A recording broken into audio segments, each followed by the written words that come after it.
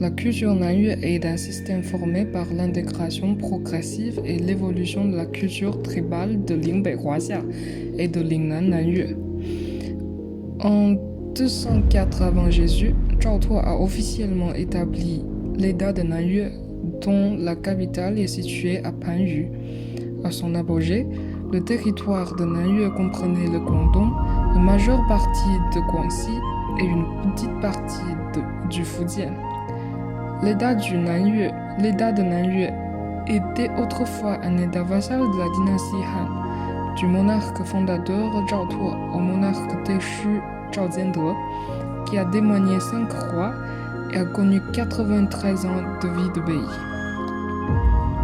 De nos jours, à Guangzhou, les ruines du palais d'État de Nanyue, de Goldo de Nanyue de la dynastie de Han de l'Ouest, le dôme du roi Wen de Nanyue et d'autres sites historiques et culturels ont été parfaitement préservés, nous permettant d'avoir un aperçu de la gloire culturelle de Nanyue. Les ruines du bureau du palais d'État de Nanyue sont enterrées avec des reliques de la dynastie Qin à la République de Chine, qui est un témoin historique du développement urbain de Guangzhou depuis plus de 2200 ans. Les archéologues ont trouvé de nombreux éléments de l'Ouest dans les vestiges du bâtiment, tels que les 8 colonnes de prisme. Selon les données archéologiques, Nanyue a des liens avec la Rome et l'Égypte ancienne, de sorte que de nombreux matériaux de construction et formes structurelles du bureau du palais ont été importés de l'Occident. En même temps, ils combinent également le style de jardinerie avec le ruisseau incurvé de la baie du canal, le paysage emprunté, le petit et exquis. La beauté de la nature et des eaux sont recréées et encadrées dans la cour. Le shogun de la dynastie de Han de l'Ouest et du royaume Nanyue est le site de bord d'écluses en bois le plus ancien, le plus grand et le plus complexe conservé au monde. Situé sur le mur sud de la ville de Panyu, la capitale de l'état de Nanyue à cette époque, la porte d'écluses était une installation importante pour le contrôle des inondations et le drainage dans la ville à cette époque. La porte d'écluse peut être divisée en 3 parties du nord au sud. Le canal de dérivation, la chambre d'écluse et le canal de sortie.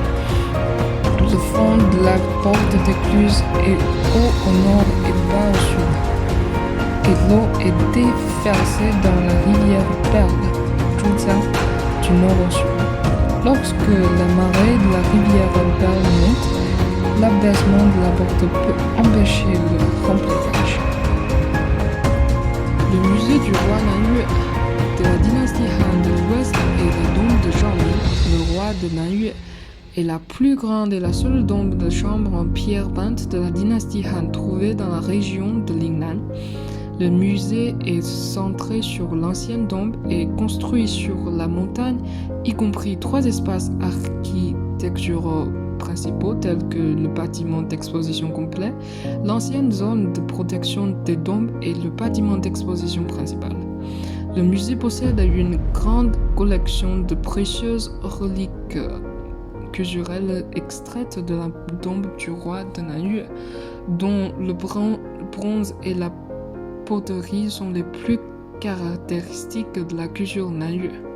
La robe de jade portée par le propriétaire de la tombe a été restaurée, ce qui est la plus ancienne et la seule robe de jade de soie trouvée en Chine en 2017. Selon les annales de l'histoire et le livre des Indes, les rois de première et deuxième génération du royaume Nanyue utilisaient autrefois l'étiquette de l'empereur en Chine et la sceau de jade, sceau impérial, et la boue de scellement sont des preuves solides de ce fait historique.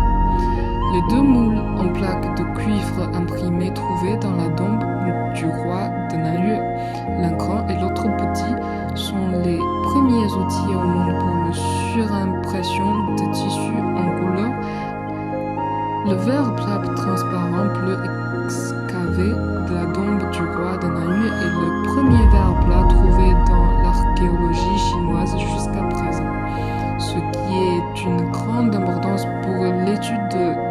développement de la fabrication du verre chinois ancien.